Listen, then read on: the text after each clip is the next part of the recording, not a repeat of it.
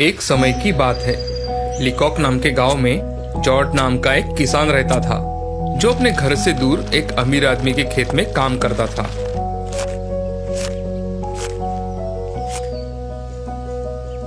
काम खत्म करके जॉर्ज जंगल के रास्ते से अपने घर लौट रहा था। रास्ते में उसे एक सुंदर नदी दिखाई दी। जॉर्ज वहां पानी पीने गया।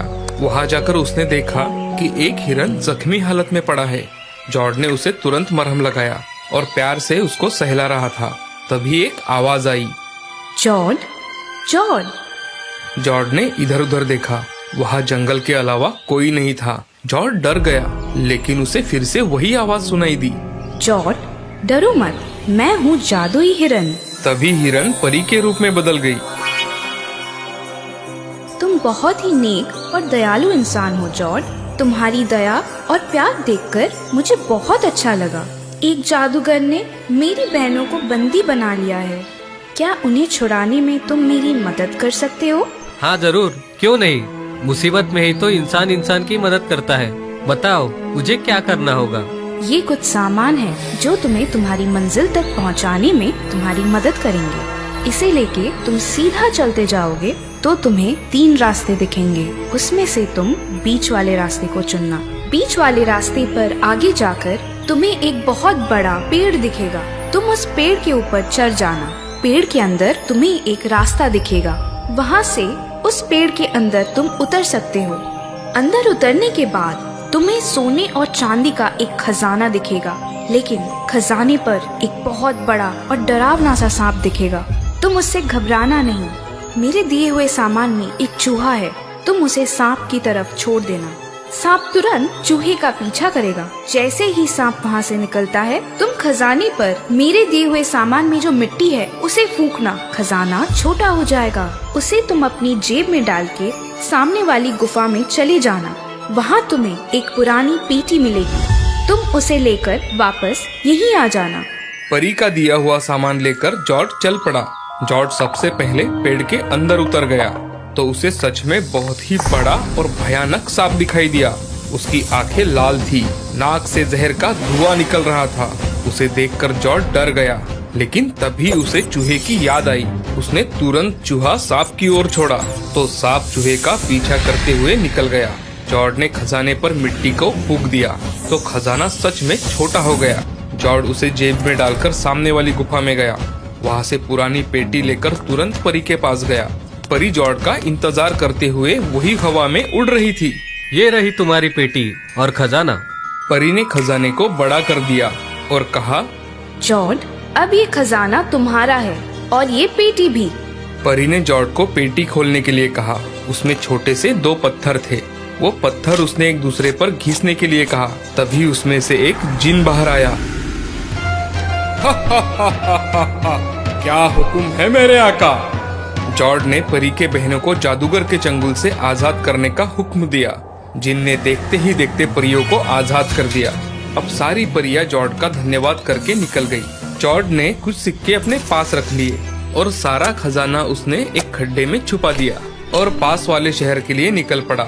मार्केट में जाकर जॉर्ज ने शानदार कपड़े और जूते लिए और एक होटल में आराम करने के लिए रुक गया। कुछ दिनों बाद जॉर्ज ने होटल के सामने अपना घर खरीद लिया और होटल के मालिक से पहचान बढ़ाकर वो शहर के राजा की जानकारी हासिल कर रहा था। उसमें राजकुमारी का भी रहस्य सामने आया। जॉर्ज ने होटल मालिक से कहा, क्या मैं राजकुमारी को देख सकता हूँ? उसे कोई नहीं देख सकता, क्योंकि वो सोने के महल में रहती है। और हाँ, महल के चारों दिशाओं में ऊंची ऊंची दीवारें हैं। राजा और रानी के अलावा वहाँ किसी अन्य व्यक्ति को प्रवेश नहीं है।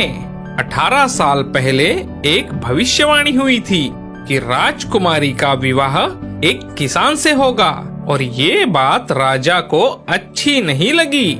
जॉर्ज सोच में पड़ गया कि एक बार तो राजकुमारी से मिलना ही है। तभी उसे परी ने दी हुई पेटी की याद आई।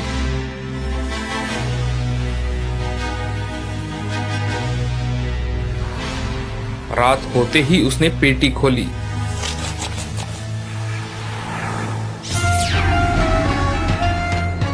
और जिन को आदेश दिया कि राजकुमारी को लेकर आओ। उसी समय जिन वहां से उड़ता हुआ चला गया और थोड़ी ही देर में राजकुमारी को अपने पीठ पर बिठाकर लेकर आया। राजकुमारी सच में बहुत ही सुंदर थी।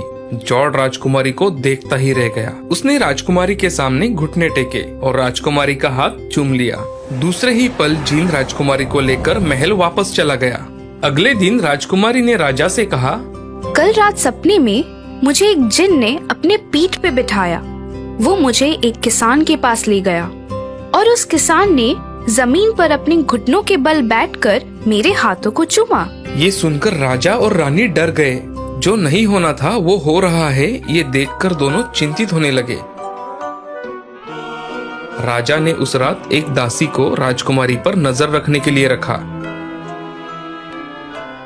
उस रात जॉर्ड ने फिर से जिन के पास राजकुमारी को लेके आने का आदेश दिया। जिन राजकुमारी को अपने पीठ पर लेकर महल से निकला तो दासी ने उसे देखकर जिन का पीछा करना शुरू कर दिया। जिन घर में आया, इसीलिए दासी घर में नहीं जा सकी, लेकिन उसने उस घर के बाहर एक निशान बना दिया जिससे वो घर उसे पहचानने में मदद मिले। जिन को ये बात समझ आई, उसने शहर के सारे घरों पर वैसे ही निशान बना दिए जैसे दासी ने बनाए थे। जिन ने राजकुमारी को महल में छोड़ दिया। सुबह जल्दी राजा, रानी और दासी वहाँ गए जहाँ राजकुमारी रात को गई थी, लेकिन दासी घर पहचान नहीं पाई क्योंकि सारे घरों पर एक जैसे निशान थे। लेकिन रानी बहुत होशियार थी। उसने जल्द ही राजकुमारी के लिए एक ड्रेस बनाया जिसके जेब में एक छोटा सा छेद था। उसमें रानी ने छोटे छोटे रंगीन कंकड़ डाल दिए जिससे घर का पता चल जाए। उस रात जिन फिर से राजकुमारी को लेने महल आया। राजकुमारी को लेकर घर पहुंचा। महल से जॉर्ड के घर तक रास्ते में रंगीन पत्थर पड़े थे। ये किसी के ध्यान में नहीं आया। उस वजह से राजा को पता चल गया कि राजकुमारी को रात को कौन ले जाता है। उसी क्षण राजा के सैनिकों ने जॉर्ड को बंदी बना लिया और जेल में डाल दिया। सुबह होते ही जॉर्ड को जेल से बाहर निकालकर फांसी देने की घोषणा की गई। फांसी देखने के लिए बहुत सारे लोग इकट्ठा हुए थे। उसमें जॉर्ड का दोस्त होटल मालिक भी था। वो भीड़ से रास्ता निकालकर जॉर्ड के पास आया। तभी जॉर्ड ने उसे कहा, तुम जल्दी घर जाकर मेरी पेटी मेरे पास ला दो तो मैं तुम्हें ढेर सारे सोने के सिक्के दूंगा। होटल मालिक को ये विचार बहुत अच्छा लगा। वो एकदम हवा की रफ्तार से दौड़ता हुआ जॉर्ड के घर गया। उसने वहाँ से पेटी लाकर जॉर्ड को दे दी और उसके बाद बहुत सारे लोगों की फांसी देखने के लिए भीड़ जमा हुई थी। राजा, रानी और राजकुमारी सिंहासन पर बैठे हुए थे। राजकुमारी राजा से कह रही थी कि ये फांसी रुकवा दो, मुझे जॉर्ज से शादी करनी है। लेकिन राजा ने राजकुमारी की एक नहीं सुनी।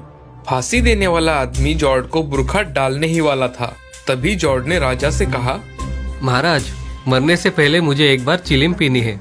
राजा ने जॉर्ज को अनुमति दी। उसी क्षण जॉर्ज ने पेटी से पत्थर निकाले और एक दूसरे पर घिसे तो वहाँ बहुत बड़ा धुआं निकला और वहाँ से जिन बाहर आया। जॉर्ज ने जिन को सारे सैनिकों को बंदी बनाने का आदेश दिया। राजा, रानी और सारी प्रजा डर के मारे कांपने लगी। अब राजा ने भी हार मान ली और राजकुमारी का विवाह जॉर्ज के साथ कर दिया।